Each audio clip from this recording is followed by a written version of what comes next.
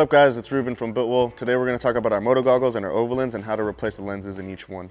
The main difference between the moto goggles and the Overlands are going to be the notches that they use to hold the lens in place. The moto goggles are going to have more individual notches and pins throughout the lens, and the Overland goggles uses more of a center tab right there at the front.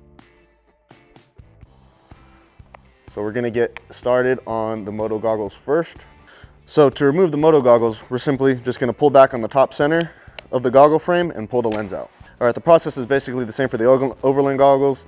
You're just going to pull on that front notch right there and pull it out. So now we're going to show you how to install the smoke lens on this moto goggle right here. I like to start with the top right pin, and then the middle pin, and then the far left pin. Once those pins are in place, push the lens into the groove on the sides of the goggle frame. There should be 4 pins and notches left on the bottom. Work your way from left to right, lining each notch on the lens up with the pin on the goggle frame.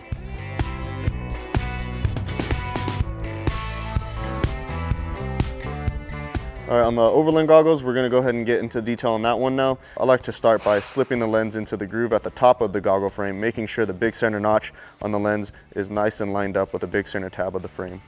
From there, pull the bottom of the goggle frame out a little bit and slip the lens into the groove on the sides of the frame. There will be a gap in between the lens and the goggle frame around the nose area. Just use both thumbs and push the goggle frame up into the goggle lens. And that's how you place the lens in the Overland goggles as well. And that's basically it. If you have any further questions or concerns, email us at any time at service@bitwellinc.com.